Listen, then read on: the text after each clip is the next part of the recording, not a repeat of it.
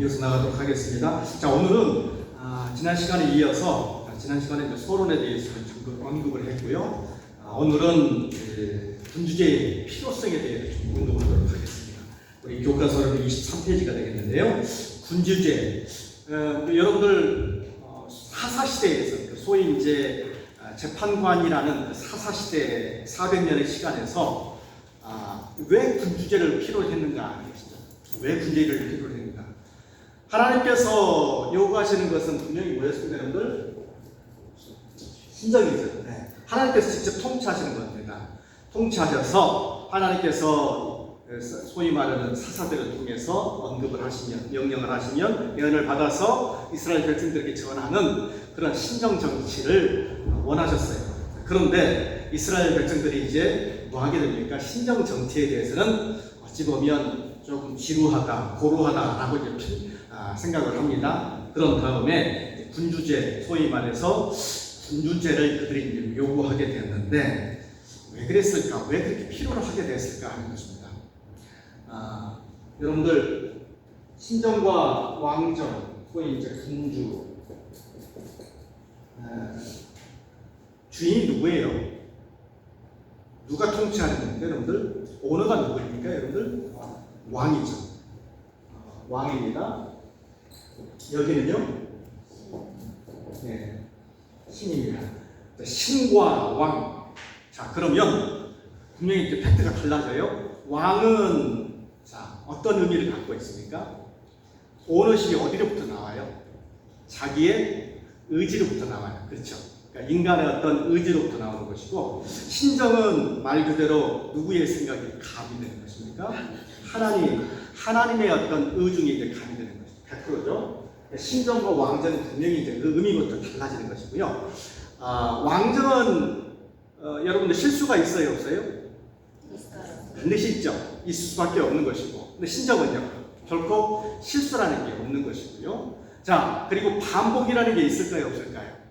반복이라는 것은 뭐냐면, 다시 말해서 어떤 일이 이렇게 쭉 진행이 되는 데 있어서 하나님의 일은 계획대로 쭉쭉쭉 단계별로 이렇게 쭉 진행이 돼요.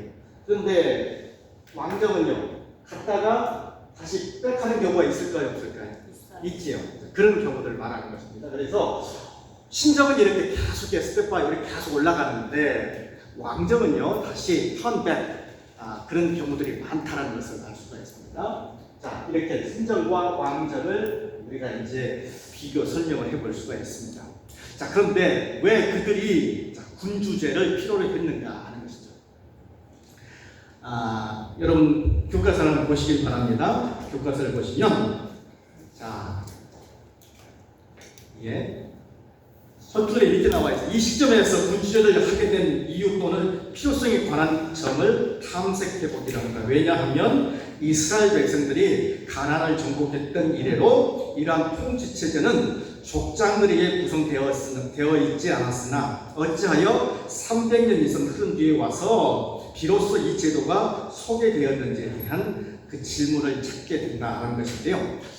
여태까지는 뭐 그런 개념 자체도 없었고 전혀 왕정 자체의 그 필요성에 대해서 언급하지 않았습니다. 그런데 중요한 건 왜 그랬을까? 결국은 딱 미리 말씀드립니다만은 그 주변에 있는 국가들로 인해서 기인됩니다. 여러분들 국가들로 인해서 기인되는 거죠. 여러분들 보면 그 주변에 있는 나라들 한번 보세요. 자, 이스라엘이 이렇게 있어요. 이스라엘이 이렇게 있으면 그 주변에 있는 나라들 한번 보세요. 우리가 대표적으로 에돔, 모압, 암몬, 그다음에 여기가 뭐가 있냐면 블레셋이 있고, 자, 그 위로 이제 여러 많은 히타이트라든가 여러 많은 제국들이 있어요. 자, 이 제국들이 쭉 있는데 이 제국들이 영향을 받았을까요, 안 받았을까요? 주변에 있는 영향들을 많이 받았어요, 사실은. 많이 받고, 자, 그들이 가지고 있는 그 왕정 제도의 어떤 좋은 점들을 봤어요. 그리고 이 신정 정치를 채택하다 보니까 그들 나름대로는 뭔가 좀 고루하다, 그리고 좀 불편하다는 생각을 많이 하게 됩니다. 자, 그 원인 중에 하나는 물론 불순종이에요. 그 불순종으로 인해서 계속해서 상대적인 뭘 하게 돼요. 비교를 하게 돼요. 비교를 함에 따라서 우리는 이제 이러한 신정 정치에 대해서 탈바꿈해서 온전히 왕정 정치로 가려고 하는 성향들이 강하게 나타나게 됩니다. 결국은 뭐 때문에요? 비교 의식 때문에 그렇게 비롯된 것을 볼 수가 있습니다. 자, 하나님은 최고의 왕이시고 그 백성들은 직접적으로 그분을 섬기도록 되어 있어요. 근데 그 제도 자체가 그들은 싫어지는 것을 볼 수가 있습니다. 근데 싫어지는데 그 요인이 쭉 나타나요. 비단 백성들만 불순종했다고 우리는 단언하기는 뭐해요. 여러분들 보시면 그 주변에 그 최고의 지도자가 우리가 흔히 하는 사사들이었어요. 사사들 보면 엘리제 사상이 어땠어요? 여러분들 그 아들과 함께 그 사사로서 역할을 잘 했어요? 못했어요? 잘 못했어요. 자, 그 다음에 그 뒤가 누굽니까 여러분들? 사무엘이에요. 사무엘은 나름대로 하나님 앞에 충성된 자였어요. 자, 그런데 그 아들들은 어땠어요 여러분들? 그렇지 못했어요. 여러분들 한번 성경책 보시길 바랍니다. 사무엘상 8장 6절로 8절 말씀을 한번 보시길 바랍니다.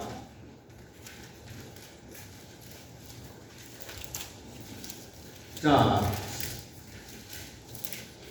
우리가 1절부터 딱 보시죠. 1절부터 8장 1절 한번 보세요. 사무엘이 늙음에 그 아들들로 이스라엘 사사를 삼으니 장자 이름은 요엘이요 그 다음에 차자 이름은 아비야라.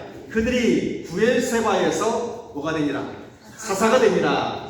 여기서 사사는 보조 역할을 하는 사사예요. 자, 그 다음에 그 아들들이 그 아비의 뭘 행위를 따르지 아니하고 이를 따라서 뭘 취했다?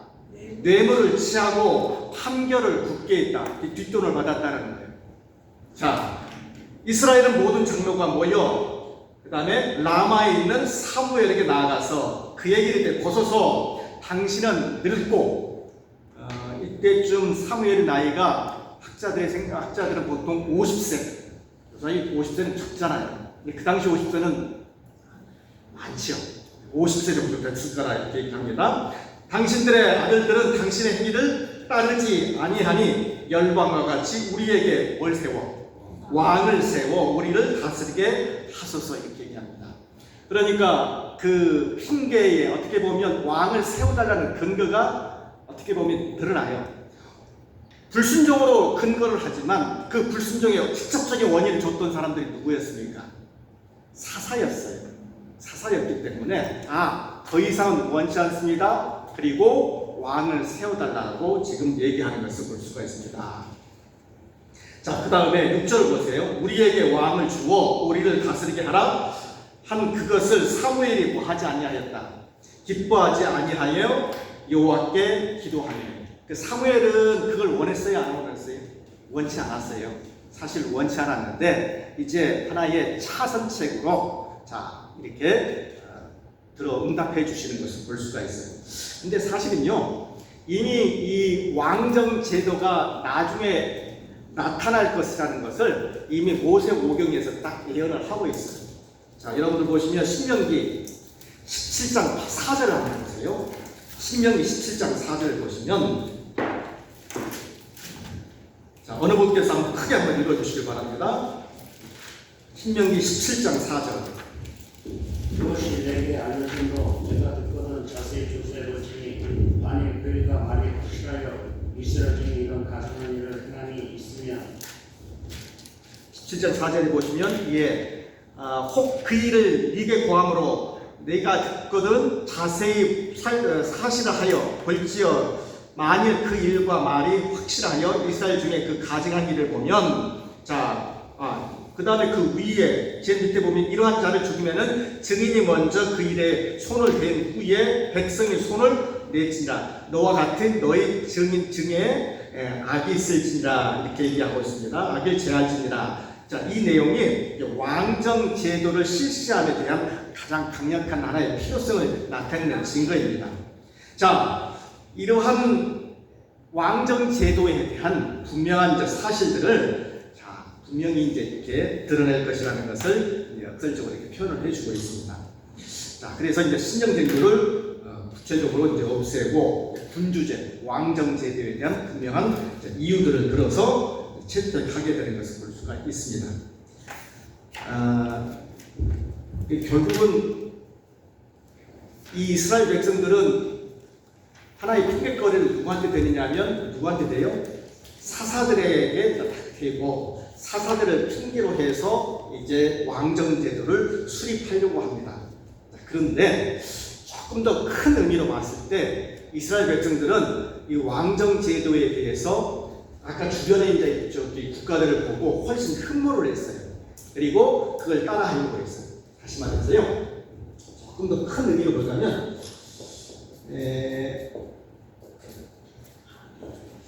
하나님의 경륜에 대해서는 이제 무시하는 시대가 다 되어버렸던 것을 볼 수가 있습니다. 하나님의 경륜, 하나님께서 여러분 경륜이라는 뜻 자체가 뭡니까, 여러분들? 경륜이 뭐죠, 여러분들? 영어로 미션입니다. 이게 뭐죠, 여러분들? 경제, 또 다른 말로는 뭐죠, 여러분들? 삶이라는 뜻이에요. 그러니까 하나님의 소위 이제 계획, 하나님의 어떤 소위 말해서 어떤 기반, 상, 하나님의 어떤 그 살림, 좀 이상한 표현인가요? 하나님께서 이렇게 만드시고자 하는 어떤 그런 관리 체계로는 이제는 원치 않는다. 사람들 마음속에 그런 마음이 들어가는 거예요. 그리고 왕, 소위 가까이에 있는 왕을 통해서 소위 말해서 자기들끼리 이렇게 뭉치려고 하는 경향들이 이제 발생하게 되는 것입니다. 다시 말해서 자기의 뜻대로, 왕의 뜻대로, 즉 인간의 뜻대로 하려고 하는 의지들이 딱 그때부터 생기게 되는 것을 볼 수가 있습니다. 이 왕정제도가 이때 이렇게 이제 시작하게 되는 것을 볼 수가 있는데요. 자, 우리 다음 장 한번 보세요. 우리 교과서 다음 장을 보시면 24페이지에 대적들의 위협, 제가 잠깐 언급했습니다만은 대적들이 등장해요. 주변에 있는 여러 많은 나라들이 있었습니다. 암몬, 에돔, 모압, 블레셋. 자, 그 사방에 여러 많은 대적들이 있습니다. 대적들이 계속해서 위협을 합니다. 예를 들면서 블레셋, 여러분들 블레셋이라는 곳은 계속해서 지금 어디에 있습니까? 그런데 블레셋에 지금도 그렇습니다만은 이스라엘 지역에 이렇게 있으면 주로 어디에 몰려 살아요? 해안가에 몰려 살아요. 지금이 어디에 여러분들? 지중해. 들어보셨어요? 가자지구라고 지금도 이제 지금 많이 싸움이 일어나는데 그쪽 지역이에요. 그러니까 여기는 5개의 성읍이 딱 모여서 구성되어 있는 하나의 그런 도시적인, 그러니까 시티적인 어떤 그런 요소들을 갖고 있는 하나의 집단 도시. 자, 이 블레셋 지형에서 이제 소위 이제 뭐라고 하냐면 계속해서 간섭이 들어오고 여기 블레셋이 계속해서 위협을 가합니다. 이러한 이제 여러 가지 어려움들이 계속해서 이제 발생이 되는데 그런 어려움을 이제 타개하고자 나름대로 뭐가 필요하냐면 신정, 하나님께 아뢰는 것보다 일단 인간의 왕에게 더 빨리 아뢰면 소위 말해서 누구하고 더 신호가 돼요. 즉 다시 말해서 인간의 왕에게 더 요구하면 빨리빨리 대답이 올 수 있으니까. 그래서 이 어려움 통해서 빨리 벗어날 수 있는 것은 왕이라는 것이죠. 그래서 왕정제도를 그때 이제 실시하게 되는 것을 볼 수가 있고, 자, 조금 여러분들 내용들은 좀 많으니까 좀 넘어가도록 하겠습니다. 27페이지 보면 암몬 족속이 또 등장을 해요. 이 암몬 족속이 또 등장을 하면서 그 주변에 있는 나라인데 암몬 족속도 계속해서 이스라엘 백성들을 공격해 옵니다. 자, 그리고 그 암몬 족속에 있는 그 유명한 그 도로가 있는데요. 그게 이제 왕의 고속도로예요. 여러분들 한 나라의 지경을 침략하기 위해서 가장 필요한 게 뭐죠? 교통이에요. 예, 그 왕의 고속도로를 만들어서 계속해서 암몬 족속이 이스라엘 백성들을 쳐옵니다. 쳐오는 과정에서 다분히 여러분들 한 나라를 이렇게 침략해 오면 먹고 소위 말해서 침략하고 그냥 가버립니까? 아니죠. 뭘 심어놔요? 그들의 문화를 심어놔요. 그렇죠. 문화를 심어놔다 보니까 훨씬 이 문화를 딱 심겨놓으면 이스라엘 백성들은 그 제도에 대해서 뭐가 되겠니? 만성이 생기고 그 제도가 좋구나 하는 것을 알게 됩니다. 그래서 이러한 여러 가지의 이제 많은 어려움들을 당하게 됩니다. 자, 대적당이 계속해서 위협을 당하게 됩니다. 그 다음에 보시면 우리 그 다음 장 28페이지, 29페이지를 보시면 자, 이러한 두 나라, 예를 들어서 두 나라를 언급한 겁니다. 블레셋과 암몬과 같은 그러한 나라들이 계속해서 침략을 해오니까 그 대접에서 벗어날 수 있는 빠른 방법, 그것은 왕을 통한 방법이 제일 시급하다고 느끼게 되는 것이죠. 여러분들, 신정 정치는 한 단계를 걸쳐서 하나님께 물어봐야 돼요. 근데 왕은요, 어떻습니까, 여러분들? 빨리 인간의 대답을 구할 수가 있어요. 그런 긴급성 때문에 이 사람들이 계속해서 왕의 지혜도를 필요로 했던 것을 볼 수가 있습니다. 그 다음에 29페이지를 잠깐 보시면 더욱더 이제 구체적으로 나타나는데 군주제에 대한 갈망이 있었습니다. 신뢰들 한번 보도록 하죠. 자, 군주들로 원했던 신뢰들. 자, 군주 정치에 대한 희망이 표현된 첫 번째 신뢰는 기드온이 사사로 있을 당시였다. 기드온이 위대한 족속의 침략을 격파한 뒤에 트랜스 요르단이라고 하는데요. 트랜스 요르단의 지형의 어려움 속에서 150마일이나 추격하여 처부순 뒤 그의 출신인 오브라 지역 사람들을 자칭하는 이스라엘 사람들은 그들 자신과 후손들을 인하여 기드온이 왕권을 가지고 계속 통치해 줄 것을 제의하였습니다. 네, 여러분들 사사기죠. 사사기 8장, 6장의 내용을 보면 이 내용에 대해서 언급을 하고 있어요. 한 나라에 대해서 일단 딱 보이거든요. 다시 말해서 어떤 사사가 어떤 한 지형에 대해서 승리를 했어요. 그리고 승리를 하면 뭐 하게 됩니까? 그 사람을 갖다 우상시하고 그 사람에 대해서 아주 칭송하는 그런 경향들이 있어요. 그래서 이제 여기에서 보시면 기드온이 신정 정치를 하려고 계속해서 이제 원했던 본인 스스로를 계속해서 하기를 원했죠. 그런데 이스라엘 백성들, 그 당시에 거기에 살고 있던 사람들이 그를 왕으로서 이렇게 세우려고 하는 그런 사상이 등장하게 된 것을 볼 수가 있습니다. 자, 두 번째는 기드온이 죽은 후에 곧바로 그의 아들 아비멜렉이 실질적인 왕권을 지게 된 경우, 그런 경우였어요. 그는 세겜에서 왕권을 쓰게 되었으나 아마도 그 인접한 지역의 이상은 땅을 통치하지 못했다. 그러나 일부 백성들이 한 사람을 왕으로 세우기를 원했다는 사실은 다른 백성들과 똑같았다는 사실을 암시해 줍니다. 다시 말해서요, 한 지역에서 여러 그 이스라엘 전 세계에서 그런 게 아니라 한 지역에서 이러한 사사들이 조금의 이제 소위 이제 승리를 거두게 되는 어떤 한 사건을 통해서 어떤 부족과 종족과 이렇게 싸움을 하다가 이기게 되면 한 사람을 세우려고 하는 어떤 그런 경향들이 있게 됩니다. 그래서 그러한 이제 왕권에 대한 제도에 대해서 아주 좋게 생각을 하고 그를 세우려고 하는 그런 사상들이 등장하게 된 것을 볼 수가 있습니다. 자, 그 다음에 그 다음 페이지를 보시면요, 30페이지를 보시면 또 이제 기드온이 이제 여기 내용들은 아까 언급했던 내용들하고 대동소이하고요. 자, 31페이지를 잠깐 보시길 바랍니다. 왕을 요구하게 된 원인, 이 원인이 두 가지로 나타나는데, 자, 보십시오.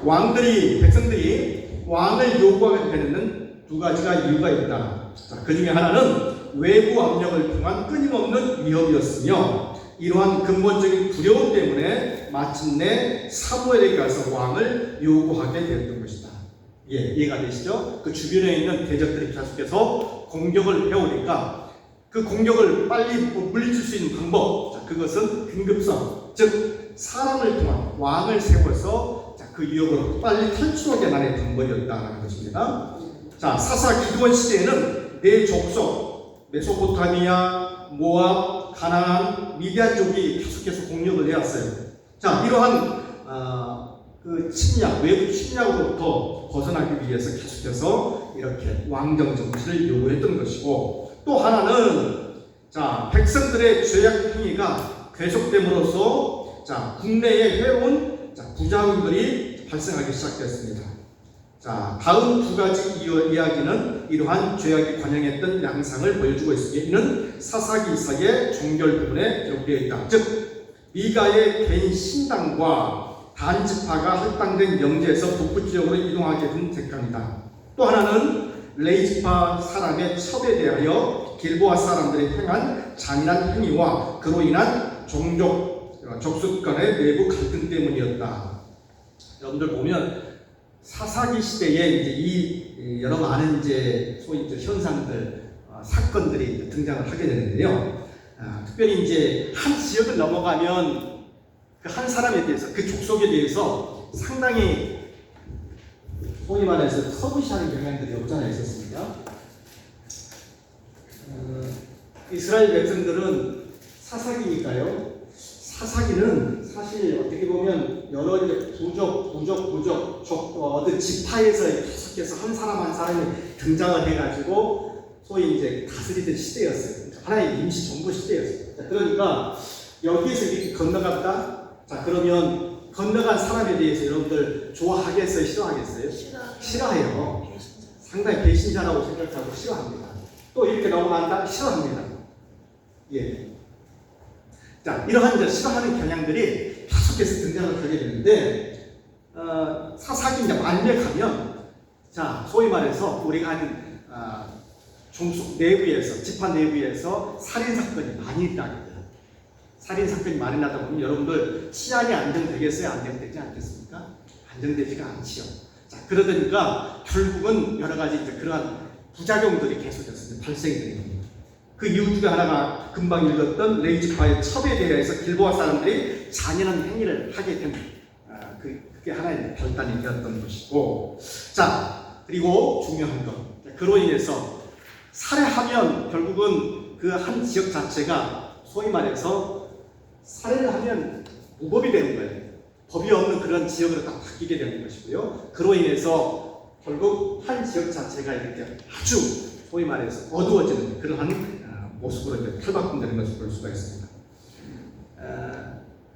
그래서 사사기에 보면 여러분들 그들 가운데 뭐가 없으므로 뭐라고 얘기해요? 왕이 없으므로 계속해서 강조를 왕이 없으므로 자 죄가 간영하였다는 여러 가지 표현들이 등장하게 되는 것을 볼 수가 있습니다. 자, 이러한 이제 여러 가지 사건들, 무법 살인 사건, 그다음에 한 지경을 넘어가는 그런 어려움들, 그런 피폐적이 소위 이제 현상들이 등장을 하게 되는 것입니다. 그러다 보니까 보다 체계적이고 보다 합리적이고 그다음 여러 가지 이제 무법을 방지할 수 있는 방법, 자, 그것은 하나의 왕을 세우는 것이다라고 그들이 주장을 하게 되는 것을 볼 수가 있습니다.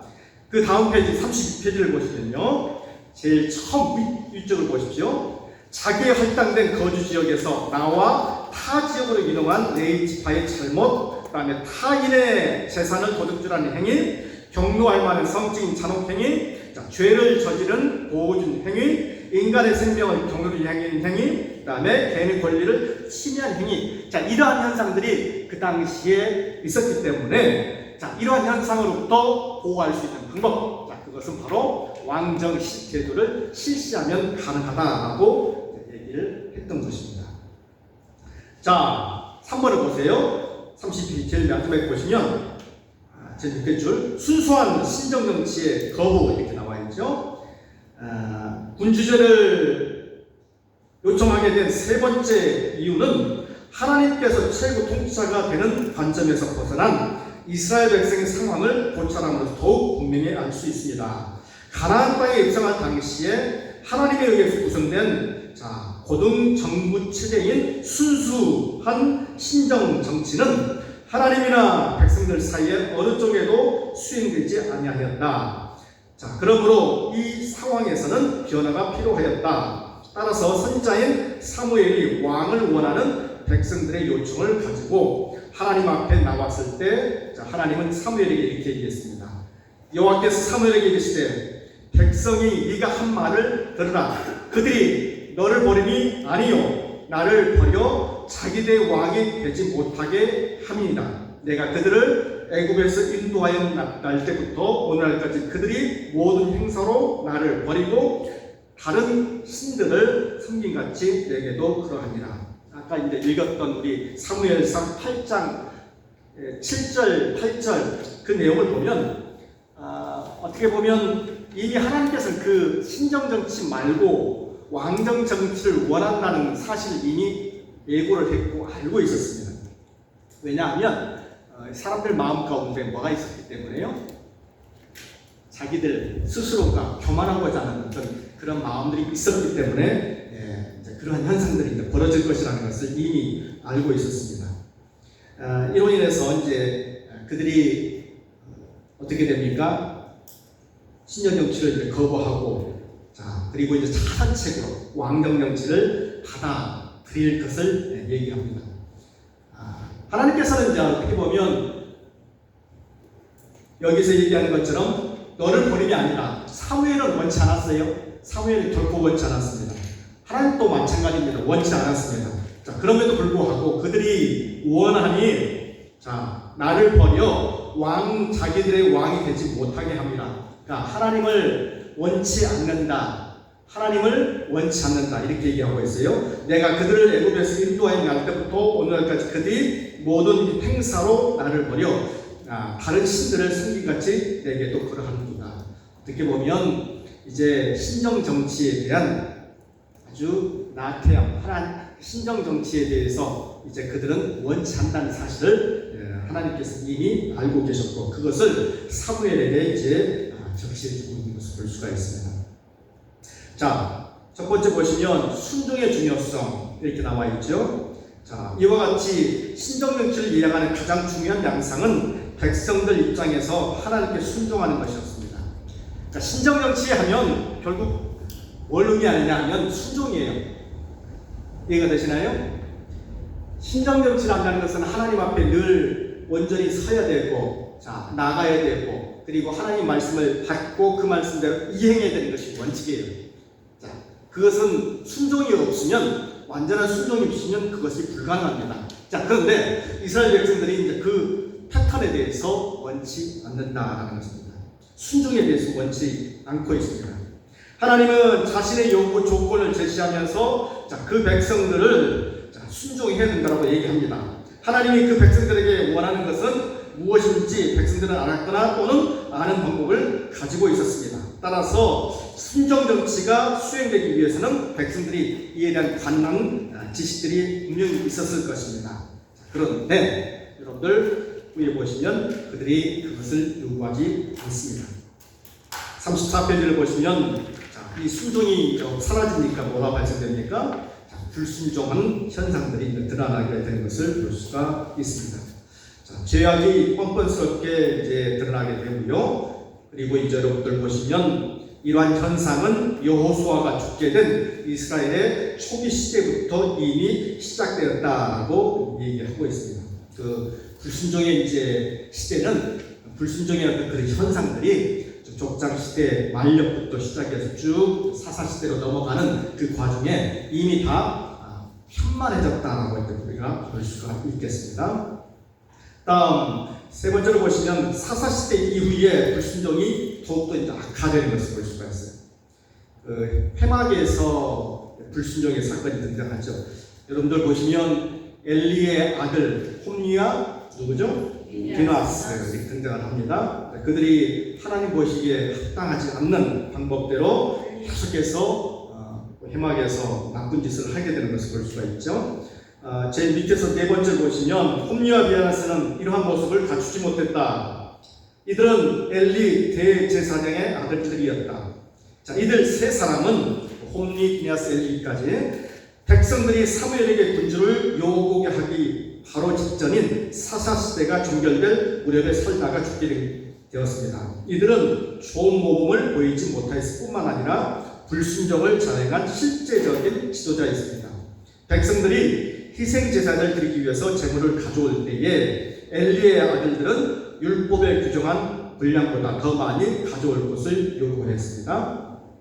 왜 그랬습니까, 여러분들? 그들이 찾고 가기 위해서는 그랬던 것을 볼 수 있죠. 백성들은 여호와께 제사를 드리는 것을 꺼려하게 되었던 것입니다. 이 외에도 이들은 회막문의 수종들은 여인과 동침하였습니다. 이러한 악행은 바알 제사장들과 여 제사장들의 성적 행위를 모방한 것이었습니다. 이러한 이와 같은 모든 행동에 대해서 하나님의 노여움은 그들의 그 아비의 말을 듣지 아니하였으니 이는 여호와께서 그들을 죽이기로 뜻하였습니다는 중요한 의미가 담긴 용어에서 지적되고 있다. 결국은 대제사장의 아들이면 사실 이제 모범을 훨씬 보여야 되는데 그들이 오히려 백성들의 저지른 죄들보다 훨씬 더 큰 죄들 이제 그 회막에서 자행했던 것을 볼 수가 있습니다.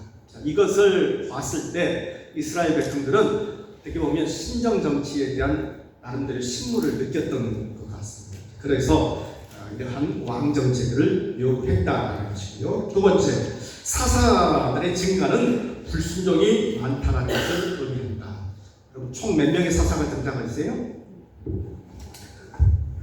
여러분들 사사 총 몇 명이었어요? 12명. 정확하게 14명이에요. 14명인데 기록이 조금밖에 없는 사람들은 놔두고 12명이라고 합니다. 자, 이들 사사들이 사실 불과 몇 명의 사사들을 제외하고는 그렇게 좋은 이미지를 갖고 있는 사사들이 많았어요.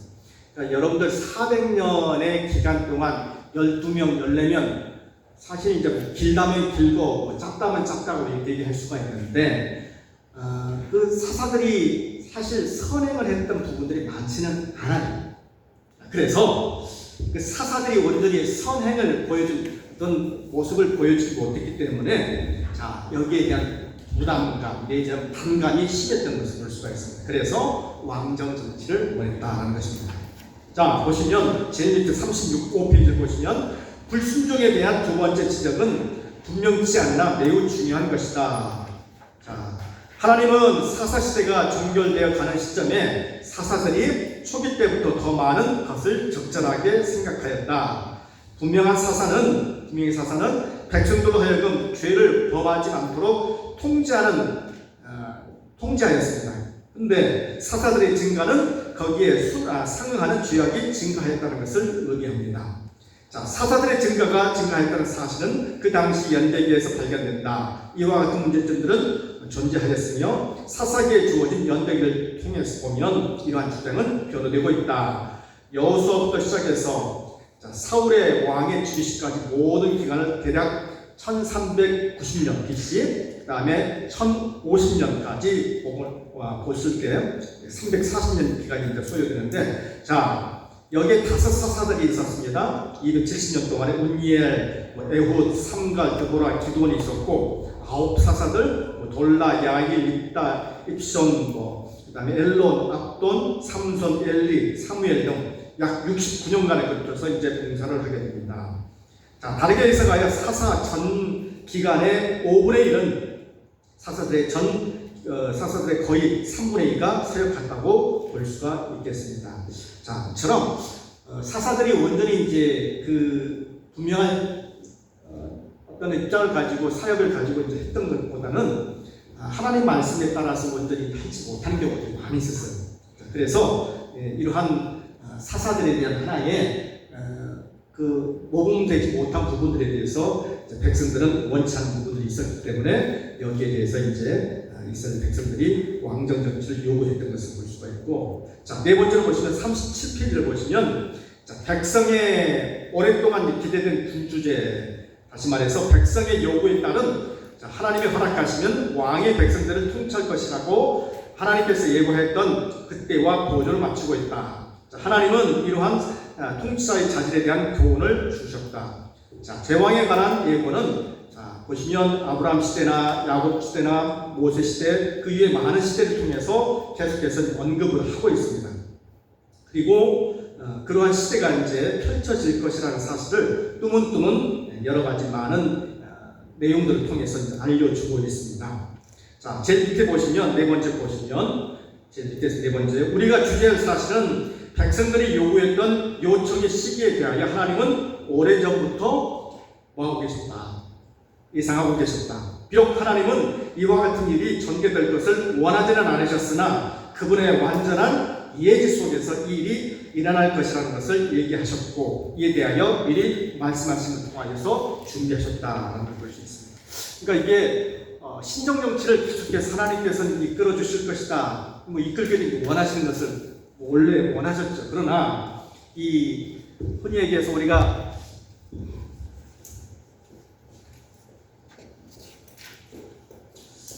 이게 뭡니까, 여러분들? 재정이라는 게 뭐죠, 여러분들? 재정일치. 어떤 의미를 갖고 있어요? 제사장과 그 다음에 정치가는 뭐다? 일치한다. 이제 이게 하나의 신정 정치의 하나의 표예요. 근데 이제 하나님께서 원하는 이스라엘 백성들이 원치 않는 것은 지금 뭐죠, 여러분들? 이거예요. 재정이 분리되는 거죠. 재정이 분리되면 누구의 뜻대로 할 수 있기 때문에, 본인 뜻대로 할 수 있기 때문에 이제 이렇게 원했던 것을 볼 수가 있어요. 근데 하나님께서는 언젠가는 그 이스라엘 백성들이 신정 정치를 원치 않게 될 것이라는 것을 이미 예견을 했어요. 자, 근데 이제 여러분들 보시면 그 원치 않은 그 배경에 보면 그것은 뭐였다? 이스라엘 백성들의 소위 말해서 교만이었고, 소위 이스라엘 백성들의 자기들의 어떤 뭐냐면 하나님보다 더 올라가려고 하는 뭐에 있었습니까, 여러분들? 교만. 우리가 하기 전에 자존감이라는데, 자존감의 어떤 사실 자존감, 왜곡된 자존감이 있었던 것을 볼 수가 있습니다. 자, 이로 인해서 이제 군주제에 대해서 어떻게 보면 자연스럽게 이제 이스라엘 백성들 가운데 요청되었던 것을 볼 수가 있습니다. 자, 보십시오. 그 다음에 제 3장을 보시면, 자, 그 당시 이제 정치 세계를 한번 쭉 보시길 바랍니다. 이 정치 세계를 보시면, 그러니까 이렇게 이스라엘 백성들이 요구했던 그들 가운데 시대적으로 봤을 때 사사시들이 완전히 하나님 보시기에 완전치 않고 불순종했고, 자, 그게 하나 이제 발달이 됐겠죠. 그 다음에 두 번째로 요구됐던 게 뭐냐면, 왜 그들이 요구했느냐? 그 다음 이제 시대적 판단, 시대적 배경이었습니다. 자, 시대적 배경을 봤을 때 정치 세계를 한번 보시길 바랍니다. 자, 이스라엘 세계는 38페이지, 자, 국경을 접한 먼 나라와 인접한 나라로 구성되어 있습니다. 여러분 보시면 가나안, 그 옆으로는 팔레스타인, 그 다음 먼 쪽으로는 아수르와 애국. 자, 이렇게 보시면 순서적으로 이러한 나라들을 고찰해 볼 필요가 있는데, 가나안 족속은 여러분 선조들은 내 아들 중 한 사람이었던 가나안이었다. 이 가나안 족속들은 아브라함이 그들 가운데 들어왔을 때 한동안 그 땅에 살게 되었다. 자, 보시면 쭉 언급이 됩니다. 아모리 족속의 이주, 이제 그 지역에 이제 쭉 여러 가지 이제 정치적인 상황, 역사적 기록들을 언급을 하고 있습니다. 자, 이 가나안 지역에 여러 많은 이제 우리가 흔히 얘기하는 이제 종족들이 이제 들어오게 돼요. 그 중에 한 종족이 아모리 종족이었어요. 아모리 족속이었습니다. 그리고 나서 거기에서 기거를 하게 되는 것이고, 자, 그 다음에 이제 후기 족속이라는 족속이 이제 이동을 하게 됩니다. 또 이동을 하게 되면서 거기에서 이제 기거를 합니다. 가나안에는 이제 원주민이 따로 있었는데 그 원주민과 이제 결혼을 하게 되고, 이러는 과정에서 하나의 민족을 이제 구성을 하게 되는 것을 볼 수가 있어요. 자, 그리고 자, 우리 그 다음 장을 넘겨보시면, 자, 42페이지를 보세요. 자, 가나안 주위에 국가들이 또 있었습니다. 다시 한번 정리해 보면, 여러분들 이스라엘 백성들이 원래 땅이 있었어요, 없었어요? 이스라엘 백성들이 땅이 있었어요, 없었어요? 출애굽할 때 땅이 있었어요, 없었어요? 출애굽할 때. 자, 출애굽 땅이 없었어요. 출애굽해가지고 광야에서 몇 년 있었어요? 40년 있었어요. 자, 여기에서 시나이 반도 여기에서 이제 40년 동안 머뭅니다. 자, 그리고 나서 이스라엘 백성들이 이제 가나안 땅에 들어가려고 하죠. 들어가려고 합니다. 여기서 이렇게 바로 들어가면 여기가 이제 우리가 흔히 얘기하는 가나안, 지금의 이제 이스라엘 땅인데 이렇게 바로 들어갔나요? 아니면 돌아서 들어갔나요? 이렇게 해서 이렇게 들어갔어요. 그렇죠? 이렇게 들어갔어요. 우리가 여기를 뭐라고 그러냐면 트랜스 조르단이라고 해요. 뭐라고요? 트랜스 조르단. 트랜스라는 말이 뭐고 접경이라는 뜻이에요. 접경. 이스라엘 백성들, 이스라엘의 지경에 트랜스 조르단, 요단 강이에요. 요단 강인데 이 요단 강이 쭉 흘려요. 그러다가 이제 여기에 보면 여러분들 아는 갈릴리도 있고 또 뭐 또 있어요? 사해도 있고 그렇단 말입니다. 자, 여기서 이렇게 넘어갑니다. 넘어가서 자, 여기에 이제 기거를 하게 됩니다. 근데 이미 거기에는 어떤 족속이 살고 있다는 것이죠. 가나안 족속, 원주민이 살고 있다는 거예요. 원주민이 살고 있었고 하나님께서 거기 가면 절대 뭐 하지 말라고 그랬어요. 절대 그들의 문화를 담지도 말고 그들의 뭣도 하지 말라, 결혼도 하지 말라라고 이미 언급을 하고. 근데 이스라엘 백성의 말을 잘 들어야 안 들어요? 잘 안 듣죠. 그로 인해서 많은 이제 혼나기도 많이 하는데 이렇게 해서 이렇게 들어가는 것을 볼 수가 있습니다. 자, 그리고 이게 이제 가나안 땅이에요. 그 다음에 이제 보시면 금방 언급했던 내용을 보시면 42페이지 보시면 그 지경의 옆에가 이렇게 있으면 그 지경 옆에가 제일 밑에가 뭐가 있냐면 에돔이 있어요. 에돔. 여기가 이제 에돔이 있어요. 에돔이 있고 바로 위에가 뭐가 있어요, 여러분들? 모압이 있어요. 에돔이 있고 모압이 있고. 자, 보시고 그 다음에 보시면 바로 위에가 뭐가 있어요, 여러분들? 암몬. 그러니까 여러분들 지경을 보시면 이 세 나라가 딱 여기를 어떻게 보면 딱 막고 있어요. 옆에 누가 있으면 참 불편하잖아요, 그렇죠? 이렇게 있고 그 다음에 블레셋이 어디가 있냐? 여가 있어요. 네. 그러니까 사방에 다 막고 있어요. 그 다음에 여기 위에가 또 뭐가 있습니까, 여러분들? 여기 보시면 이제 우리가 흔히 히타이트 아세요, 여러분들? 히타이트라고 그러는데 히타이트라고 되어 있어요. 이런 나라들이 다 있습니다. 딱 여기는 다 해령 같고 오갈대가 있어요, 없어요? 없어요. 자, 이런 나라들이 딱 옆에 있다 보니까 영향을 많이 받겠어요, 받지 않겠어요? 지리적으로 봤을 때 받을 수밖에 없어요. 그리고 이 나라들은 이미 여기에서 온 여러 문화들을 이미 받았을까요, 받지 않았을까요? 이미 받았겠죠. 그래서 이들은 이미 뭐에 대해서 익숙해져 있어요? 군주제라는 그 제도에 대해서 이미 익숙해져 있던 거예요. 자, 그래서 이것을 누가 봐요? 전쟁을 치를 때마다 뭐 하게 됩니까? 이스라엘 백성들이 보게 됩니다. 그래서 이 제도를 이제 실시하려고 했던 것을 볼 수가 있어요.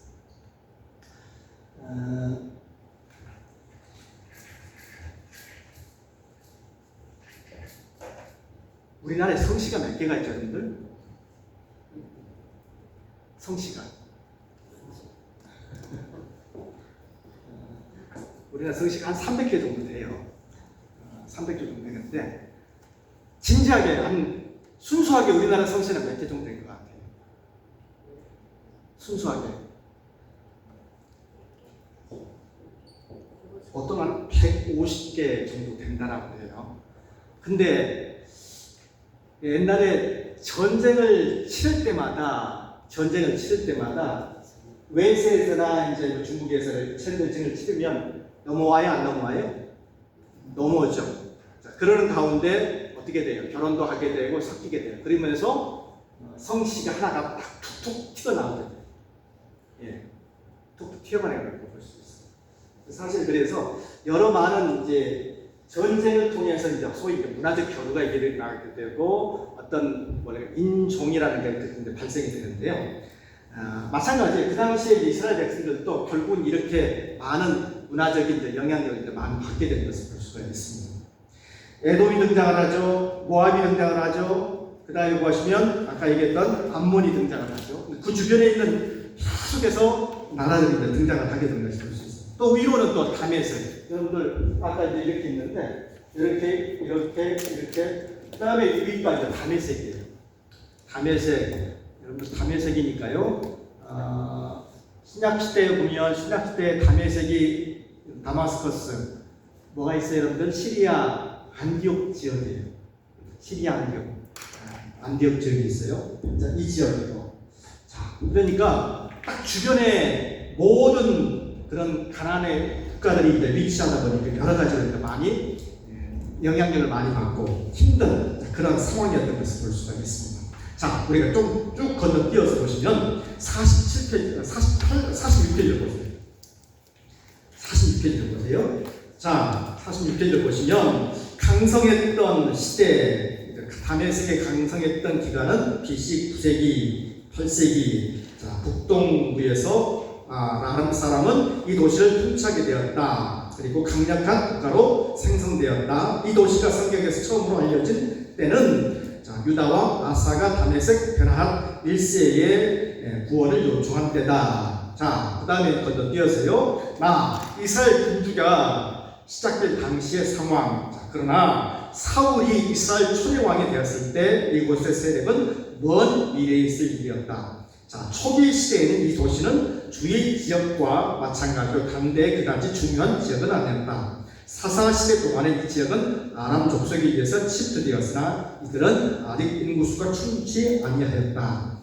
자, 그리고 보시면 이들은 아직 충분치 못했기 때문에 이들이 행한 강력한 힘을 내지 못했다. 이들의 침투 이전에 아모리 족속은 적어도 이 지역의 남부에 거주하고 있었다. 모세가 트랜스요르단을 정복할 당시에 옥이 이들의 통치자였다. 이렇게 이제 언급을 하고 있는데, 자, 그러니까 이스라엘 백성들이 이제 군주제를 실시할 당시 그 주변의 상황들 얘기를 하고 있습니다. 아직 그 다메섹 그 윗부로는 아직은 생성되지 않았어요. 그 옆에 있는 에돔, 그 다음에 암몬, 자, 그 지역들은 이미 이제 어떻게 보면 딱 포맷이 잡혀 있는데 그 위쪽 다메섹은 그렇게 하지는 못했던 상황이었습니다. 자, 이렇게 쭉 어떤 한 나라들이 계속해서 그 지역을 형성하면서 세력을 이제 구축했던 것을 볼 수가 있는데요. 자, 이 내력, 그 다음에 52페이지를 보시면요. 52페이지를 보세요. 자, 52페이지를 보시면 이제 블레셋 족속이에요. 자, 블레셋 족속은 자, 이웃 나라로서 블레셋이 등장합니다. 자, 이 나라는 이스라엘의 군주를 멸망하도록 공언하였던 당시 두려움의 대상이었던 두 나라 중 한 나라였다. 이 나라는 이스라엘 40년 동안이나 압제하였으나 아마도 사울이 왕위에 즉위하기 5년 전에 압제 기간이 끝난 것으로 되겠다. 이 블레셋 족속은 군주제가 시작할 때부터 매우 강력하며 불굴의 적군으로 등장하였기 때문에 사울은 그의 통치 기간 동안 상당히 그들의 위협을 겪게 되었다. 사실 그의 왕위 기간은 길보아 산 근처에서 블레셋 족속과 비극적인 전투를 수행하다 종말을 고하게 되었다. 자, 그 블레셋이 또 등장을 하게 됩니다. 자, 주변에 이렇게 많은 나라들이 등장을 하고 또 위로는 아까 얘기했던 것처럼 여러 많은 히타이트라든가 아수르라든가 이런 제국들이 등장을 하게 되는 것을 볼 수가 있습니다. 이건 다 제가 설명을 해드릴 수는 없고, 자, 북부의 세력들 해가지고 53페이지를 보시면 그 내용들이 나와 있죠. 바벨론과 아수르. 자, 여러분들 그 내용들은 잘 아실 겁니다. 그다음에 55페이지를 보시면 합족성입니다. 여러분들 좀 지역을 알 필요가 있는데, 알 필요가 있습니다. 여기 이제 이스라엘 초에 아까 그래서 이제 아까 처음 에돔, 모압, 암몬 이렇게 있었죠. 그 다음에 여기가 아까 뭐라고 그랬습니까? 다메섹이 있었고요. 그 다음에 이 바로 위에가 뭐가 있냐면 합족속이 있어요. 뭐가 있다고요? 합족속이 있고 그 다음 위가 뭐냐면 하수르가 있어요. 하수르가 있어요.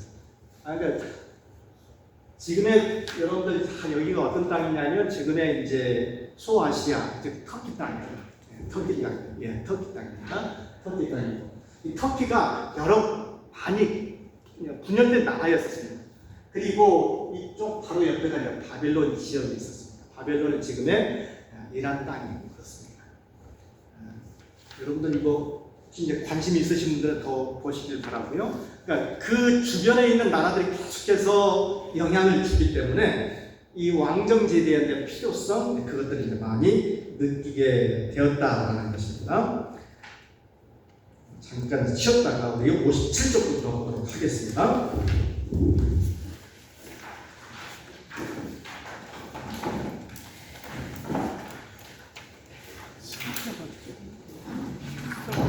수업이 몇 시까지? 그래, 제가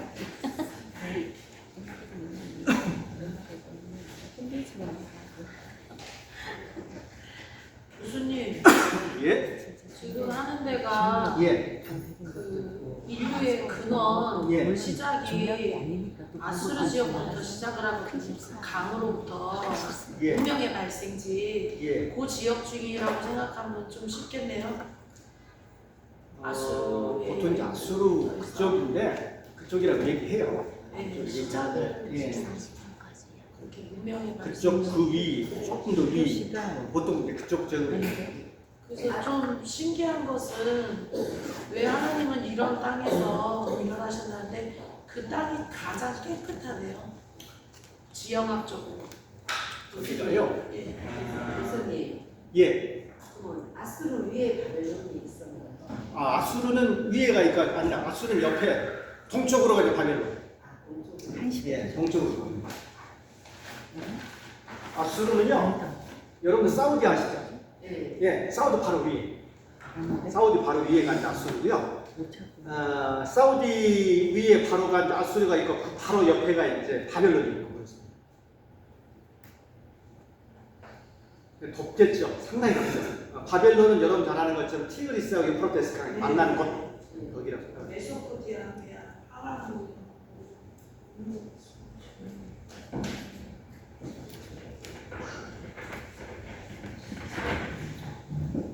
지금 그쪽 지역을 계속 교수님 얘기해 주시는 거예요.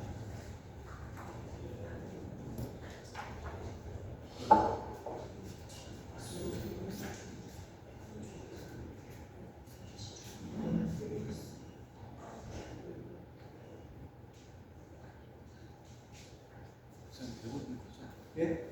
동영상 되고 있는 거죠. 지금 되죠.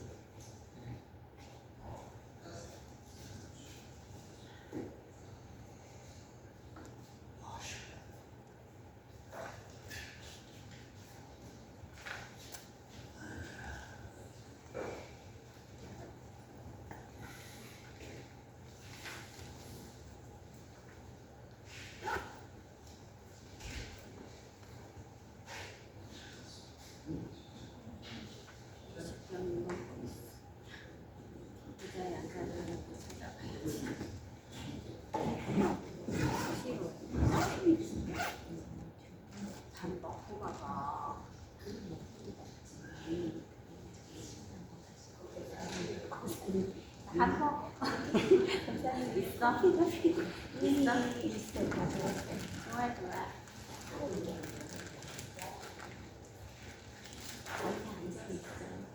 좋아. 나 앉아서 운전 운동할 때.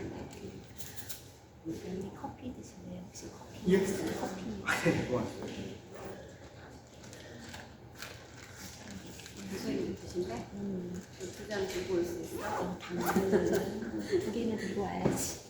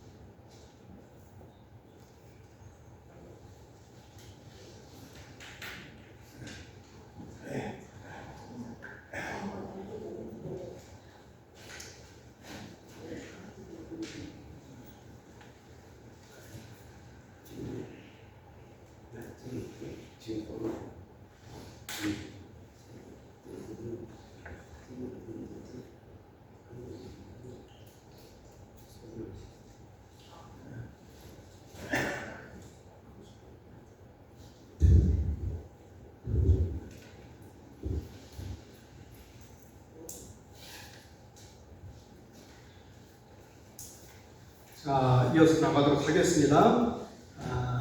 이 앞부분은 조금 이렇게 이론적인 부분이니까 조금 지루할 수가 있는데요. 그 개념들만 잘 아시고요. 그 주변에 있는 상황들만 잘 이제 이해하시면 되겠습니다. 자, 59페이지로 가시고요. 59페이지로 보시면 각 국가들의 이제 이념들이 있습니다.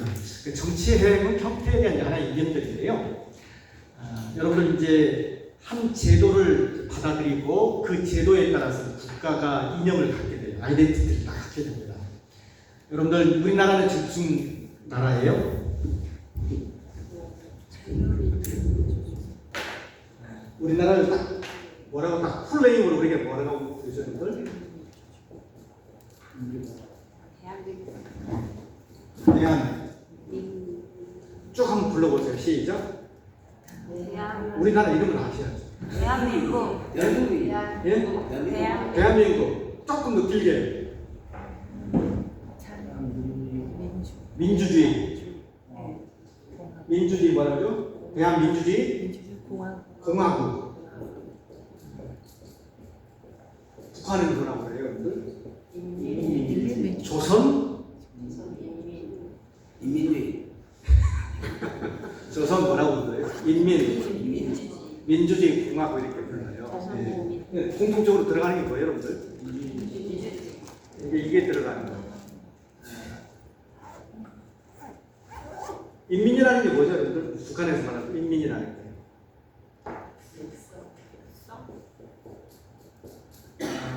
우리가 이제 옛날 당시에는 사대문을 출입할 때 인과 민이 달랐잖아요. 그렇죠? 상인, 그 다음에 우리가 흔히 얘기하는 상인이 있고, 그다음에 뭐 있죠? 상인, 뭐 예를 들어 상인 같은 거. 그 다음에 공인, 그 다음에 이제 농민, 그 다음에요 어민. 그때는 계급이 있었어요, 없었어요? 계급이 있었기 때문에 들고 나는 분이 다 달랐어요. 근데 북한 같은 경우는 인민을 갖다가 어떻게 한다고요? 똑같이 취급을 한다는 의미예요. 그리고 공화라는 게 무슨 말인가요, 여러분들? 공화, 함께 공자에다가 화자 무슨 화자예요? 이거예요. 그러니까 표화자예요. 별을 쌀을 갖다 골고루 나눠 먹는 나라는 그런 의미를 갖고 있고. 자, 우리나라의 어떤 정체성인데 대한민주주의를 공화국, 민주주의 개념으로 쌀을 함께 나눈다는 의미를 갖고 있어요. 여러분들 쌀 골고루 나눠 드시나요? 드시나요? 그런 의미를 갖고 있는데 한 나라에 대한 어떤 정체성을 갖는다는 그만큼 중요합니다. 각 국가들의 이제 개념들, 이념들을 살펴보면 여러 이제 이스라엘뿐만 아니라 그 주변에 있는 나라들을 한번 보세요. 그 주변에 있는 나라들이 이미 이제 왕정제를 채택했거나 그걸 따라서 이제 실시하고 있는 나라들입니다. 근데 이제 그때까지만 해도 이스라엘 백성들은 아직 한 나라 신정 정치를 계속 채택을 하고 있습니다. 그 신정제에 대해서 이제 왕정 제도로 채택을 하려고 합니다. 그 주변에서 계속해서 이제 소스 같은 걸 이제 알려주는 것을 볼 수가 있는 것이죠. 자, 59페이지를 보시면, 자, 지금까지 살펴본 것 같이 이스라엘 접경 국가들의 정치 정책에 관해서 얘기했다. 자, 따라서 이스라엘이 통일 왕정을 이루고 있을 동안에 확장 정책이 어떻게 가능한가에 대해서 중요한 원리에 대해서 고찰해 보았다. 이제는 이 접경 구역들의 국가들의 이념이 무엇이며 일반적으로 백성들이 가지고 있었던 무엇인가를 고찰할 필요가 있다. 이러한 고찰을 통해서 이스라엘 백성들이 사무엘에게 모든 나라들처럼 왕을 달라고 요구했던 이들의 지도자들의 사상이 무엇인지 알아볼 수 있습니다. 첫째, 당시 왕들과 백성들 간의 정치적인 관계는 어떠했고, 둘째, 당시 왕들과 신들에 대한 숭배의 상관관계는 어떠했는가. 이 두 가지를 반드시 알 필요가 있다는 것입니다. 당시 왕들과 백성들 간의 정치적 관계, 그 다음에 왕들과 신들에 대한 그 숭배 관계, 그 두 가지를 반드시 알 필요가 있다는 것입니다. 자, 우리가 좀 알 필요가 있는 게 일반적인 고찰인데, 이 멜렉이 왕이에요. 왕이라는 용어의 근본적인 유래에 대해서 분명치 않다. 이게 이제 어떤 의미를 갖고 있냐면 소유, 직권, 이게 이제 아람어에서 비롯되었다. 또는 이게 상담, 지혜 이런 의미를 갖고 있는데 가장 초기 왕으로 알려진 니므롯은 메소포타미아에서 광대한 영토를 통치하였다고 전해지고 있다. 후에 성경은 메소포타미아 저지대에서 가나안 남부로 줄곧 올라온 4명의 왕들에 대해서 언급을 하고 있다. 가나안 남부 지역으로 올라온 4명의 왕들. 이들은 요르단 평지에 5명의 왕과 교전하게 되었다. 이 5 왕들은 개인의 성읍들을 통치하였으며 초기 여러 왕들은 이들의 유행에 따라 통치하였다. 자, 이러한 현상은 BC 3000년에 고대 수메리에 있었고 가나안에도 실제적으로 있었다. 이러한 일반적으로 왕권은 혈통에 의해서 상속되었으나 에돔 왕의 경우에는 계보에서 볼 수 있듯이 항상 혈통으로 상속되지는 않았던 것이다. 대체적으로 왕의 권위는 신적인 왕으로서 경배의 대상이 되는 신들로부터 추론되었다. 이렇게 얘기하고 있습니다. 그러니까 이 멜레, 여러분들 이게 그 히브리어로는 샤파테 가지고 심판자라는 뜻이에요. 자, 근데 이제 멜렉이라는 게 등장합니다. 이 멜렉인데 이 멜렉이라는 것은 소위 말해서 다스리는 자, 금방 얘기한 것처럼 소유, 집권, 다스리다, 왕이라는 뜻이에요. 자, 이 시대에서 이제 이 시대로 넘어가는 거예요. 샤파트 시대에서 멜렉의 시대로 딱 넘어가면서 자, 이 멜렉에 대한 개념을 어떻게 갖고 있었는가 하는 겁니다. 이 멜렉은 여러분 잘 아는 것처럼 성경 창세기 때 이미 등장을 했어요. 등장을 했고 그게 그 주변에 있는 상황들 속에서 유대 나라들은 그것을 채택을 해서 계속해서 이제 이렇게 계승되고 했던 것을 볼 수가 있습니다. 자, 예를 들면 각 국가들에 대해서 볼 수가 있는데 61페이지 보시면 가나안의 경우는 어떠했는가? 자, 왕과 백성 보시면 이스라엘 백성들이 족속들이 거주하게 된 가나안은 단지 무슨 국가였습니까, 여러분들? 도시국가였어요. 마치 이제 싱가포르처럼 도시국가였습니다. 이 지역은 총체적인 하나의 권위 아래서 통일되어 본 적이 없는 곳이었으나 각 성읍들과 둘러쳐진 영토는 그곳의 통치자의 소유권을 갖고 있었다. 통치자의 소유지였다. 이러한 사실은 성경의 기록에 계속적으로 기록되어 있음이 분명하다.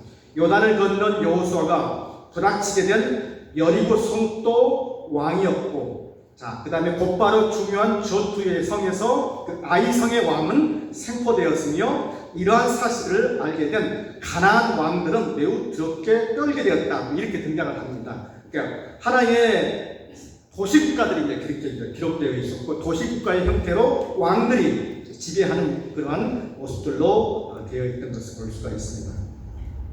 자, 그래서 이제 이렇게 여러 이제 많은 왕들에 대해서 기록을 하고 있는데, 이제 왕과 백성과의 관계가 뭐냐? 이렇게 함으로써 백성들을 훨씬 더 쉽게 효과적으로 다스릴 수가 있었어요. 다스릴 수가 있었습니다. 이렇게 효과적으로 다스리면서 왕의 어떤 권위, 그다음에 왕에 대한 어떤 치정, 자, 그것을 계속해서 유지할 수가 있습니다. 나를 보시면, 자, 이 가나안에서 이 왕과 신과의 관계를 보시면, 자, 구약 성경은 가나안 족속의 주구성의 왕들과 섬김의 대상은 신들과의 관계에 관해 개념을 어떻게 갖고 있는지 침묵하고 있습니다.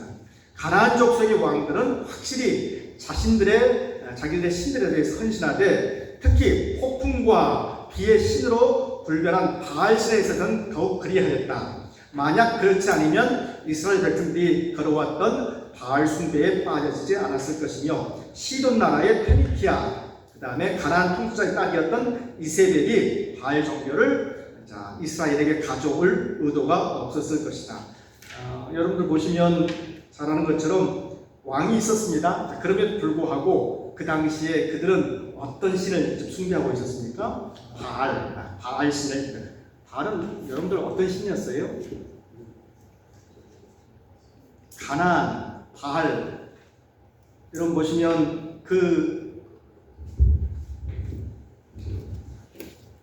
가나안이 어디 있다고 그랬죠 아까? 그러니까 이스라엘 백성들이 오기 전에 가나안이 지금 여기 있어요. 원주민들 여가 있어요. 여기는 무슨 과고요, 여러분들? 해변가예요. 그러면 바알의 역할이 분명하죠. 뭐예요, 여러분들? 용사, 타산이에요. 왜요? 밖으로 나가면 다 죽기 때문에. 밖으로 일단 바닷가로 나간다는 것은 그들의 입장에서 뭐예요, 여러분들? 생명을 내건진 거예요. 자, 그래서 그들에게서 가장 중요한 건 뭐냐면, 자, 생명이 나가서 죽으니까 많은 사람들이 또 필요하죠. 자, 그것을 보호해 줄 수 있는 유일한 신, 그게 뭐예요, 여러분들? 바알이에요. 자, 그래서 바알을 그들은 숭상했던 것을 볼 수가 있어요. 바알을 숭상했다. 아주 여러분들 일본에 가보면 신들이 엄청 많잖아요. 그들은 뭐에 접해 있기 때문이죠, 여러분들? 주변에 다 뭐예요? 다 해변이죠. 바닷가잖아요. 그래서 신들이 많아요, 그만큼. 그래서 이 주변에 특별히 바다, 해변이 많은 도시일수록, 그 나라일수록 항상 신들이 많아요. 그리고 다산을 상징하는 신들이 많습니다. 왜요? 죽음하고 관련돼 있고 생명하고 관련돼 있기 때문이다라는 것입니다. 자, 그래서 이제 이렇게 그 신과의 관계, 가나안에 있어서 신과의 관계는 바알이라는 신을 두고 그들이 이제 섬겼던 것을 볼 수가 있습니다. 그 다음에 그 가나안 인적과를 보시면 왕과 백성의 관계가 보시면 62페이지를 보시면, 자, 가나안에 인접된 국가들은 미디안과 블레셋 국가와 같은 외에도 있었지만 대부분의 그들의 사상이 비록 서로 비슷하였기 때문에 하나의 단체로 강조되었다. 이와 같이 유사한 국가들의 왕권은 가나안 형태와는 달랐다. 이들은 모두 한 성읍의 왕이 아닌 한 국가의 왕의 통치 아래 있었다. 보시면 창세기 36장 31절부터 39절에서 제시된 에돔 국가의 왕들은 단순히 분리된 에돔 성읍의 통치자가 아니라 에돔 국가 전체의 왕들로 묘사되고 있다. 또한 모세가 에돔을 통과할 수 있도록 요청할 때도 그는 에돔의 왕에게 요청하였다. 이스라엘이 요단강을 건너기 전에 모세가 쳐붓은 시온과 옥은 국가들의 왕이었다. 통치자가 약간 아까 언급했던 가나안하고 달랐죠. 자, 즉 아모리 족속의 왕 시온과 바산의 왕 옥이 표기되어 있어요. 그러니까 이렇게 딱딱 지명과 함께 이름 왕이 기록되어 있는 것을 볼 수가 있습니다. 아모리 족속의 왕 시온, 그다음에 바산의 왕 옥, 이런 식으로 기록되어 있는 것을 볼 수 있습니다. 나중에 소아의 아람 국가는 하다데스를 그들의 왕으로 모시고 생기게 되었다라고 기록을 하고 있습니다. 또 미디안을 볼까요? 미디안 족속들은 그 다음 달라 보시면 가나안 족속들처럼 한 성읍의 왕들의 개념을 갖고 있었다는 증거는 없지만 이들은 일반적인 양식과는 다른 개념을 갖고 있었다. 즉 이들은 5개의 복속 족속들을 구분하였으며 각 족속들을 한 왕이 통치했던 것으로 보입니다. 여러분들 이게 시스템이 뭐가 많이 닮아 있어요? 미국과 많이 닮아 있어요. 미국은 여러분 어떻어요? 미국 같은 경우는 뭐가 모여서 나라를 구성해요? 주, 스테이트가 모여가지고 나라를 구성해요. 각 지역에 몰고요, 항상 주, 지사들이 있죠. 그리고 나서 그게 하나에 합쳐가지고 누가 통치관자는 누구예요, 여러분들? 대통령. 그런 형식, 연합 형태의 복속 족속이 좀 더 확장된 게 연합국가인데 그 형태가 지금 미국의 형태인데요. 미디안 족속들은 이런 형태들을 갖추었던 것 같아요. 5개의 복속 족속으로 구성되어 있다는 것입니다. 미디안의 5명의 아들들에 대한 언급은 창세기 25장 4절 이하에서 언급되고 있습니다. 그 다음에 단락을 건너 뛰어서요. 블레셋 족속은 제일 밑에서 두 번째요. 5개의 모범적인 성읍들을 가지고 있습니다. 각 성들은 군주 또는 전체 군주를 통치했고 하나의 5 도시로 통치되었다. 이게 묶음으로 해가지고 하나를 통치하는 거예요. 5개의 도시를 통치하였다. 이제 5개 통들은 우리가 이제 도시 국가라 이 개념보다 조금 더 크게 보는데, 자, 그러한 이유는 5개 성들의 군주는 모든 블레셋 나라를 관찰하기 위하여 일종의 연합 회의를 정기적으로 가졌기 때문이다. 여러분들 이런 나라들 요사이 볼 수 있나요? 5개 성읍의 군주들이 모여서 블레셋이라는 나라를 만들었다 이렇게 보시면 되겠습니다. 그 다음 보시면 왕과 신과의 관계 보시면 사실상 이 나라들이 가진 왕과 신과의 관계에 대한 사상은 가나안 족속들처럼 상세하게 관찰할 수는 없을 것이다. 이 나라들은 서로 정복된 지역이기 때문에 적어도 일반적인 관점들은 서로 같이 가자고 볼 수 있습니다. 그러나 블레셋 족속들만큼은 이들의 사상과 다를 수 있는데, 그 이유는 이들은 이 지역에 대한 오랜 역사를 가지지 못한 이민 민족이기 때문에 그들의 사상에 대해서 알지 못한다라고 되어 있습니다. 이건 금방 언급됐던 가나안 인접 국가들, 여러 이제 블레셋이라든가 그런 나라들에서 잠깐 언급했고요. 그 다음에 이제 보시면 그 대국들이 있는데, 그 대국들은 그 위에 있는 이스라엘 백성들, 이스라엘 살고 있던 그 위에 있는 나라들입니다. 왕과 백성 어떤 개념을 갖고 있었느냐? 자, 이스라엘이 군주제를 실시할 당시에 모든 큰 나라들은 국가의 왕들을 가지고 있었습니다. 비록 초기 수메리인들은 성읍의 왕을 가진 사실이 있으나, 메소포타미아 저지대 성읍들이 아카디아 시대의 한 우두머리 아래 통치되었고 사로몬을 위해 제도화되자 이들은 변화를 가져오기 시작하였다. 여러분들 단어들이 많이 낯설죠? 단어들이 많이 낯설실 거예요. 여러분 보시면 메소포타미아, 아카디아 시대니까 여러분들 어떤 시대인가 그럴 건데요. 다 이제 중동 지방의 제법 따지면요. 그 다음에 보시면 사르본, 아라비아 위에 있는 지금의 이제 사우디 쪽 바로 위에 있는 나라들 그 시대, 특별히 이제 바벨론 그 시대 그 무렵이에요. 다들 그 사르본 시대라든가 그 시대에 이제 제도화됐다 뭐 이런 내용들이고요. 그 다음에 이러한 통합들은 헨리 퐁크페트가 전설적인 인물인 메데스와 동일시했던 나멜 왕에 의해서 처음 분명하게 성취되었다. 이렇게 쭉 나누어지고 있고요. 자, 이제 이게 애굽 시대. 그러니까 여러분들 그 주변에 이제 여러 많은 대국들이 있었어요. 애굽이 있었고요. 그 다음에 그 위로 아까 아수리가 있었고요. 아까 히타이트가 있었고, 바빌론이 있었고, 자, 이 나라들이 어떤 이제 왕의 체계들을 갖고 있으니까 하는 거예요. 그 의미들에 대해서 잠깐 지금 언급하는 것입니다. 자, 보시면 우리 65페이지 잠깐 언급했고요. 왕과 신과의 관계 한번 보십시오. 역사의 문명은 메소포타미아와 애굽에서 탄생되었다. 여러분들 4대 성읍지가 어디예요? 4대 문명? 메소포타미아 또 유브라티그레스, 그 다음에 나일, 황하 이렇게 우리가 네 군데를 나누는데 벌써 보세요. 애굽이 있었고 이집트가 있었고 그 다음에 메소포타미아 문명, 그 다음에 하나가 더 티그리스, 그 다음에 하나 더 있죠.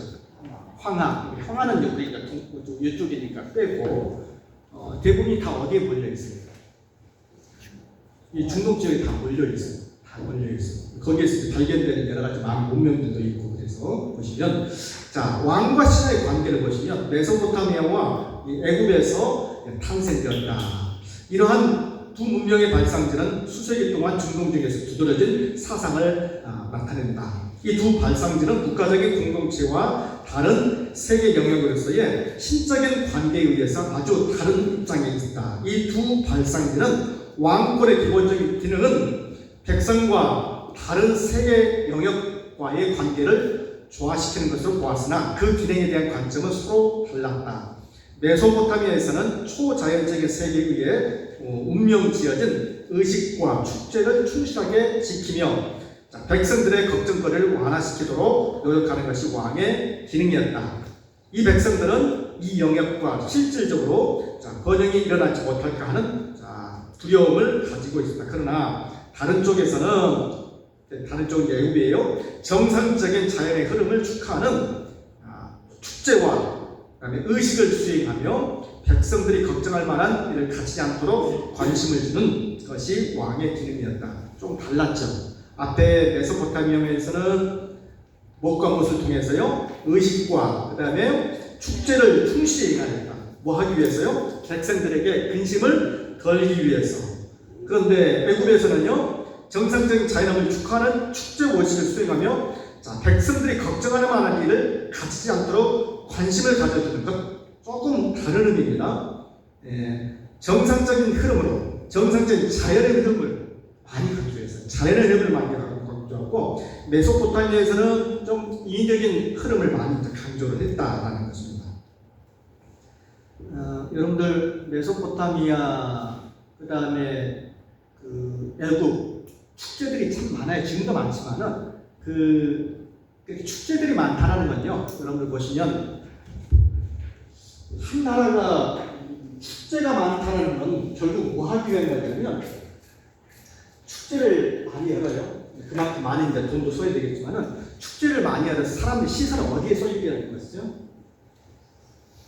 사람의 시선을 어디에? 사람이 이렇게 축제를 열 수 있도록 하는 것은 결국 누구의 도움이 되는 거예요? 왕의 도움이 되는 거예요. 그러니까 왕의 은덕을 너희들도 알아라는 의미에서 계속해서 이렇게 대처를 하는 거예요. 마찬가지로 이 애굽에서는 여러분 보시면 여기서 언급한 것처럼 중요한 것은 여러 가지 많은 그 중에 뭐냐면 여러분들 보시면 스핑크스하고 뭐 있죠, 여러분들? 스핑크스하고 뭐죠, 여러분들? 하나가 더 뭐 있죠? 피라미드죠. 피라미드죠. 자, 이 두 가지는 뭘 의미하는 것 같아요, 여러분들? 가끔 이제 여러분들 보실 거예요. 자료하는 걸 많이 보실 거예요. 이건 뭘 의미해요? 왕의 힘을 강조를 해요. 왕의 힘을 강조를 해요. 대신 이게 있는 자리가 분명해. 어디가 있어요? 동쪽일까요? 서쪽일까요?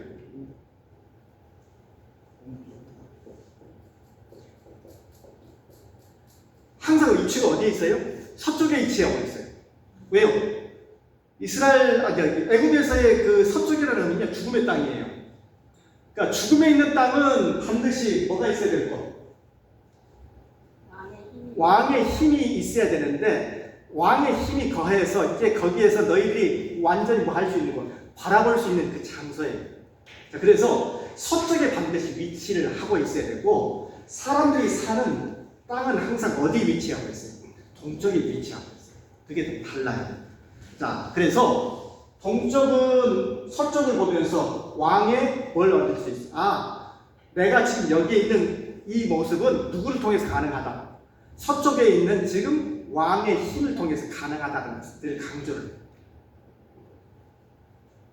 이해가 되시죠? 서쪽에 있고 여기는 왕 동쪽에 있고 이런 개념을 갖고 있습니다.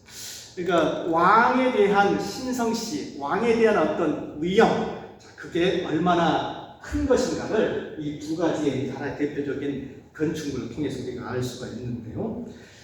메소포타미아도 마찬가지예요. 그쪽에도 이제 여러 가지 많은 그 지형들, 유적들이 많이 발견되는데 특별히 여러분들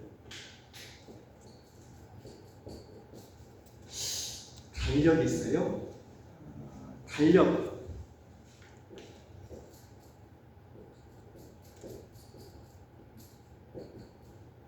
여러분 태음력이 뭐죠, 여러분들? 태음력. 그러니까 이게 태음력은 뭘 따라서 움직인다는 거예요? 달. 기준이 달이에요. 루너 시스템인데 이 달 어디서 먼저 만들었어요? 이 메소포타미아에서. 그러니까 태음력을 통해 가지고 그러니까 소위 말해서 태음력을 통해서 모든 그 국가의 안녕을 결정을 했었어요. 반면에 이스라엘은 이집트는요. 거기는 또 달라요. 태양력이었어요. 해운력과 태양력을 이렇게 사용을 해가지고 그러니까 국가들의 어떤 안녕을 이렇게 기원했던 것을 볼 수가 있습니다. 자, 이처럼 왕의 기능을 어떻게 보면 조금 더 인위적으로 하느냐, 자연적으로 하느냐, 이제 금방 얘기했던 것처럼 이렇게 이제 나누어서 볼 수 있던 것을 볼 수가 있고요. 그 다음에 이건 여러분들 좀 건너뛰겠습니다.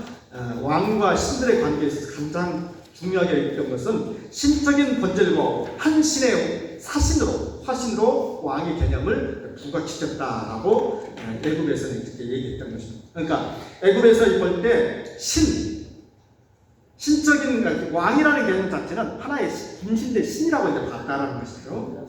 예, 신이라고 봤다라는 것이고요. 그 다음에 66페이지를 보시면 메소포타미아에서 왕은 이렇게 나오죠. 6줄, 제일 위에서 6줄 보시면 메소포타미아에서 왕은 한 공동체의 구성원으로서 여겨졌다. 좀 다른 의미죠. 동떨어져서 언급되는 것이 아니라 한 구성원으로서 여겨졌습니다. 이 통치자에 대한 수메리어 언어의 용어는 루갈. 자, 그 의미는 위대한 사람, 그런 의미를 갖고 있어요. 그리고 위대한 사람의 의미는 신들의 전권을 맡은 에이전트, 그런 의미를 갖고 있어요. 그러니까 사람과 신들 사이에 필요한 화목을 유지하는 중재자라 이렇게 여겼던 것을 볼 수가 있습니다. 이 개념의 차이가 약간 있어요. 애굽에서는 왕을 하나의 신적인 개념으로 봤고, 여기서는 메소포타미아에서는 하나의 중재하는 중재의 역할을 맡은 것으로 보여집니다. 자, 넘어가겠습니다. 이스라엘 왕국, 사사기인데요. 이스라엘 왕국 보시기 바랍니다. 자, 이제 그 주변의 상황들을 봤고, 자, 그러면 이제 본격적으로 들어가서 이스라엘 왕국의 개념에서 이 왕에 대한 개념을 좀 우리가 이해할 필요가 있습니다. 자, 첫 번째로 보시면 이제 우리는 이스라엘 실시한 군주제의 형태에 관심을 돌려보기로 하자. 당시 군주시대 세계에서 각자 나름대로 다양한 형태의 군주제도가 보여졌는데, 과연 이스라엘은 어떤 유형의 군주를 가지고 있었을까? 어떻게 이스라엘 군주제와 다른 나라의 군주제 제도에 서로 비교할 수 있을까? 첫째로, 이스라엘 백성들이 사무엘 유월 당시 이스라엘 지도자들은 어떤 유형의 군주를 마음속에 두고 있을까? 질문을 던져주기 적절하게 필요하다. 자, 보시면 1번에 가지고요, 왕을 요청한 사건이 등장하는데, 자, 백성들이 왕을 요청한 내용과 이에 내포된 여러 가지 중요한 점들은 다음 장에 수용될 것이다. 자, 이 시점에 우리의 관심사는 그 요청의 본질에 관한 것이다. 과연 백성들이 뭘 원하고 있을까? 그리고 이 질문은 반대 질문을 함축하고 있다. 즉, 이스라엘 백성이 뭘 원치 않고 있었을까? 자, 백성이 원했던 것은 분명합니다. 뭡니까, 여러분들? 이스라엘 백성은 두 차례에 걸쳐서 그들의 요구를 이제 바라게 됩니다. 첫 번째 요구는 사무엘상 8장 5절에 제시됐던 것처럼 열방과 같이 우리에게 왕을 세워 우리를 다스리게 하소서, 이렇게 얘기합니다. 그 이유는 그 이전 시대의 사사들의 사역에 대한 영어와 동일한 단어가 여기에 포함되어 있습니다. 아까 얘기했던 것이 샤파트라는 뜻인데, 이 요소가 중요한 것은 백성들이 자기를 다스리기 위하여 왕을 요청하였기 때문이다. 다시 말해서 중요한 내용입니다. 백성들은 과거에 존재했던 통치 활동이 계속 수행되기를 원했으나 이제 이 일이 사사에 의해서보다는 왕에 의해서 수행되기를 원했다라는 것입니다. 그러니까 여러분 보시면 이스라엘 백성들이 완전히 탈바꿈되니까 말 그대로 완전 시스템이 확 바뀌는 어떤 그런 것을 원했나요? 아니면 조금은 샤파트라는, 소위 말해서 사사기라는 그 원칙에다가 이제는 조금은 바꿔서 이 일에 있어서 뭘 하기를 원하냐면, 과거에 존재했던 통치 활동이 계속되길 원했으나 이제 이 일이 사사에 의해서 수행되기보다는 왕이라는 그 인물을 통해서 수행되기를 원했다. 그러니까 하나님의 일을 수행하는데, 하나님의 일을 우리가 수행하는 데 있어서 사파트라는 어떤 그 사사가 이제 원치 않고, 그들이 하기를 원치 않고 왕이라는 시스템을 통해서 하기를 원했다라는 거예요. 이 의미를 조금 더 여러분들 좀 이해하시기 뭡니까 여러분들? 어떤 한 시스템이 있어요. 시스템이 있으면 자, 어떤 한 사람이 통치를 했어요. 어떤 사람이 이제 통치를 하다가 자, 이 사람이 실제 보니까 이게 아니에요. 그러면 이걸 전면 개편해야 되나요? 아니면 어떤 대체자가 필요하나요? 여기에서의 이스라엘 백성들은 완전히 깡그리 무너지고 모든 시스템 무너지고 행기를 원치 않고 다만 그 영우가 다르게 샤파트라는 기능을 누가 대신해주기를 원했다는 것이죠. 왕이 대신해 주기를 원했어요. 그런 개념이에요.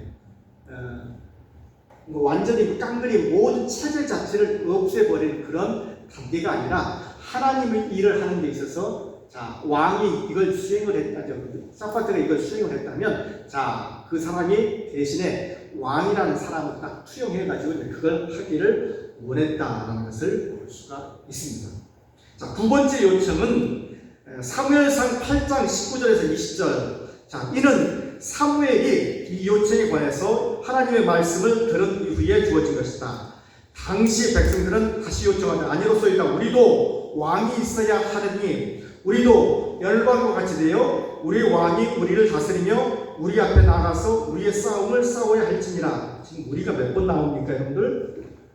한 번, 두 번, 세 번, 네 번, 다섯 번, 여섯 번, 일곱 번. 자, 이렇게 기록을 하고 있어요. 우리가 많이 나온다는 의미 뭡니까 여러분들? 우리. 강조를 하고 있어서 좀 공동체에서 강조를 하고 있어요. 우리. 자, 이스라엘 백성들을 낱낱 하나의 개별적으로 보지 않고 하나의 소위 공동체로 인식을 하면서 뭘 요구하는 거냐? 우리가 그것을 개편할 수 있다. 우리가 왕이 있어야 된다. 자, 왕을 우리가 세워서 이렇게 하기를 원한다. 열방과 같이 되기를 원한다. 계속해서 이 옆에 주변에 있는 나라들을 따르려고 하는 경향. 그래서 그 하나의 모델들을 찾고자 하는 경향들을 볼 수가 있습니다. 자, 시간 관계상 오늘 여기까지 하겠는데요. 자, 백성들이 요구했던 것은 우리가 아는 것처럼 하나의 완전한 깡그리를 모든 시스템을 다 없애고자 하는 것은 결코 아니었어요. 자, 그렇지만 분명하게 그 대체자를 찾기를 원했던 것을 볼 수가 있고 그걸 이제 왕이라고 딱 적시를 하고 있죠. 자, 그리고 우리에게 뭐가 필요하다는 것을 그들은 계속해서 인식시키고 있어요. 왕이 필요하다는 것을 계속해서 인식시키고 있어요. 왜요? 그게 편하니까 지금 그렇게 찾고 있는 것을 볼 수가 있습니다. 그 내용이 사무엘상 8장 19절에서 20절 내용입니다. 여러분 집에 가셨어요? 8장 19절 20절까지 한 내용을 한번 주의 깊게 그 위아래를 보시면서 어떤 내용의 흐름들로 가고 있는지 한번 읽어보시길 바랍니다. 자, 기도하고 마치도록 하겠습니다. 은혜가 풍성하신 주 하나님, 오늘도 좋은 날 주시고 또 주의 말씀 우리 같이 배우면서 은혜를 나누었습니다. 하나님의 놀라운 그 말씀 우리가 배우고 익히면서 그 참 의미가 무엇인지 깨닫게 하여 주시옵소서. 우리 주 예수 그리스도의 이름으로 기도합니다. 아멘. 수고하셨습니다.